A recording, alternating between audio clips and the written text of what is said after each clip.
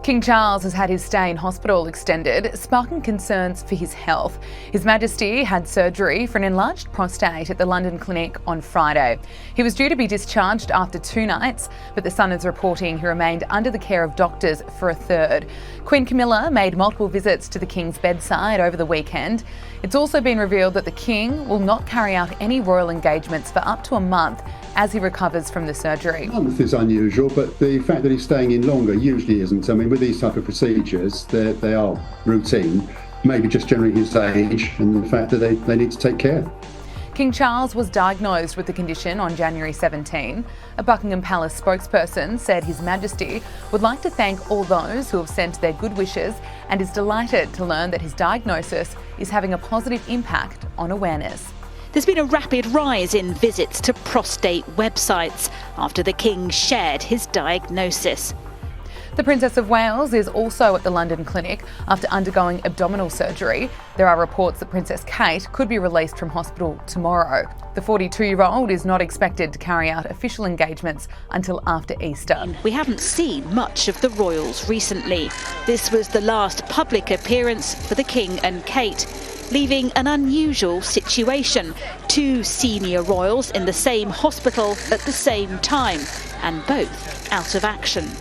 The Royal Report explains how the health scares for the King and Princess of Wales will impact royal visits. Do you think the King's recent health issue, do you think that there is going to impact this year or really any future overseas travel for the couple? You said it so well at the top there, which is that it is a political minefield at the moment, these overseas visits. But to put it bluntly, Charles is not in a position in this transitional period for the monarchy to be seen to be shirking away from anything that he has planned to do, for example, Samoa and Australia this year, and also shirking away from any of that potential unpleasantness that will arise.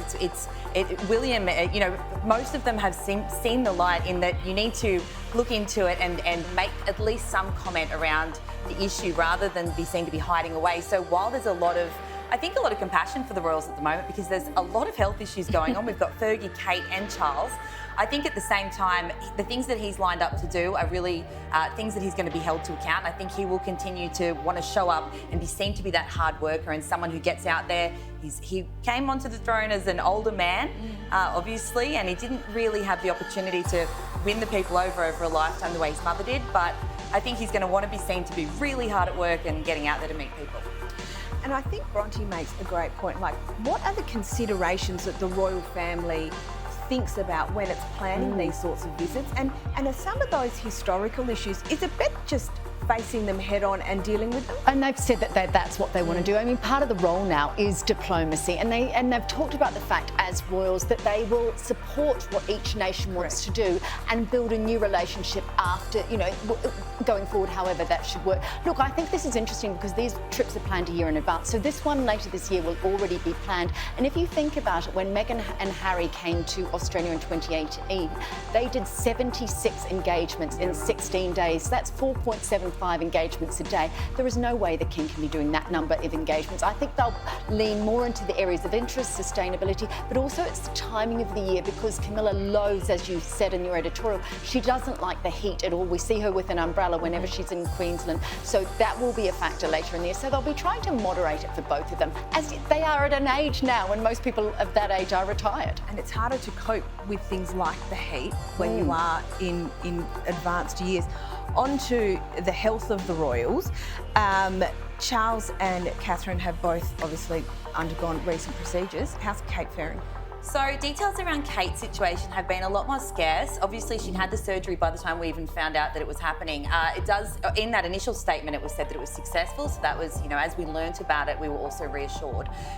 Ongoing, it seems that she's doing well. She's still in hospital and she's had plenty of high-profile visits from William, and even Charles, before he went in for his own treatment, popped over to her ward to see her. But by all accounts, she seems to be recovering well, but that doesn't change the fact that she's looking down the barrel of weeks and weeks of recovery from whatever this specific surgery was. But it seems to be on track with what they had projected. Excellent. Now, the King's surgery, quite routine. Camilla is already trying to soften him up to tell him he has to take it easy. And we understand he could be out for up up to a month. What is the latest? Oh, he'll be working. Look, she said at his 65th birthday and at his 70th birthday, you know, he will not stop working. He works right through late at night. In fact, Prince Harry once said, I think it was on his 70th birthday, that his dad would have dinner increasingly later. He'd go back to work after dinner. He'd fall asleep at his desk and they'd go in and he'd wake up with paper stuck to his forehead. So look, we know he's a workaholic. He doesn't stop for lunch. He has a late afternoon tea and then he has dinner late. I mean, he has waited for this job all his life. So good luck to her getting to him to try and stop. I think it's more her that wants to sit back and have a read of a book rather than be, you know, sort of doing 400 engagements a week.